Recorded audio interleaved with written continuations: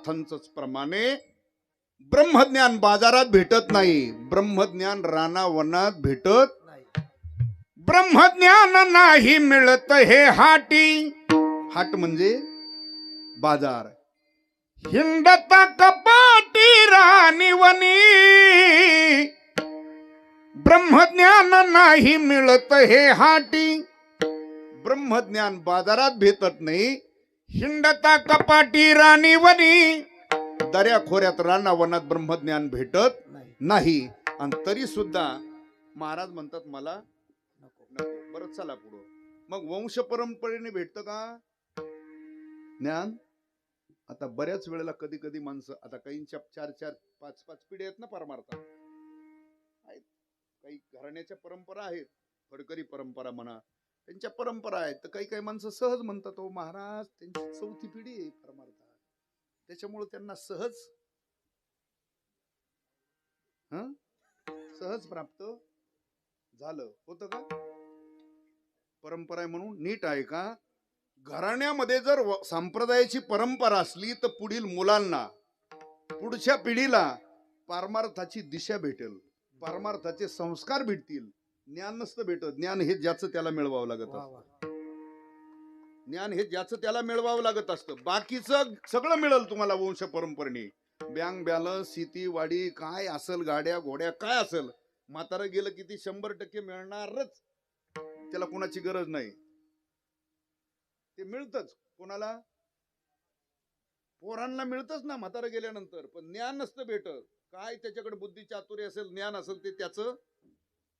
हा, नाही तर कल्पना करा, भजन करा, सांगतो तुम्हाला. विठाला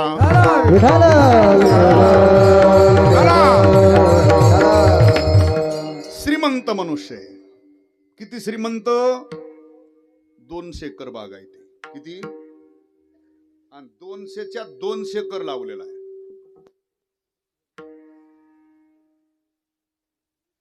हे तरी म्हणा ही काही ज्ञानेश्वरी नाही. हा, 200च्या 200 एकर लावला. काय? ऊस लावला. 110 वर्ष म्हातारं जगलं. तब्येतीने तसं आहे, जबरदस्त. आणि विद्वान एवढं आहे की पंचकृषीत तेवढा ज्ञानी माणूसच कुणी पंचकृषीत नाही, भागात नाही, त्या भागात एवढा ज्ञानी श्रीमंत, तब्येत तशी, आयुष्यही भरपूर, प्रॉपर्टी 200 एकर ऊस लावलेला आहे. 2 कोटीचा बॅलन्स आहे, 4 मुलं आहेत. ठीक, एवढं सगळं जिथली तिथे. पण 110 वर्ष जगलं ना. ती किती वर्ष?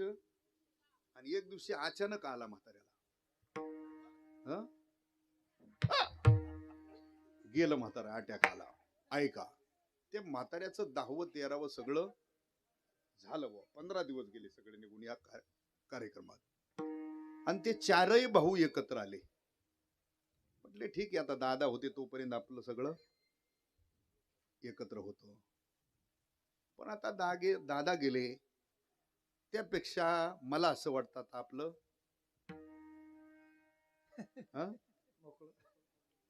ही ओवी लय पाटे तुमच्या लय पाटे ही ओवी.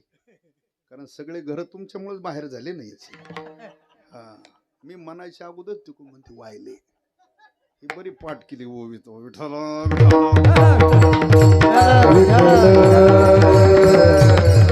काय झाले?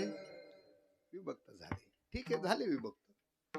आता विभक्त झाले म्हणजे ते 4 भाऊ, जवळचे शानी 4 माणसं गावातली प्रतिष्ठित घेतली, झाले विभक्त.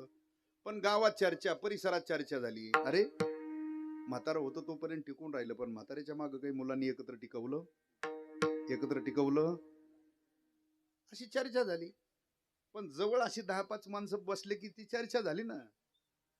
ठीक आहे, मुलांनी काही टिकवलं नाही, पण बाकीचे म्हणतात अरे जरी विभक्त झाले तर त्यांना अडचण काय? मुलं 4, 200 एकर बाग आहे ती, म्हणजे प्रत्येकाला बाग आहे ती क्षेत्र आलं किती?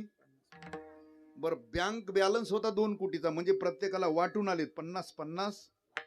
बरं, चौघाला अगोदरच म्हातारीने 4 बंगले बांधलेले, प्रत्येकाला 4 व्हीलर आहेत, 2 व्हीलर आहेत, ट्रॅक्टर आहेत, सगळं गडगंजे. काय अडचण आहे?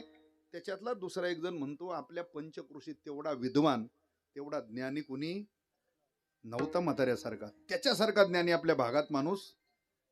पण दुसरा एक जण म्हटला वाटणी करताना मी तिथंच होतो, ते ज्ञान सुद्धा 4 पोरांना सारखं वाटून दिलं ना म्हाताऱ्याचं.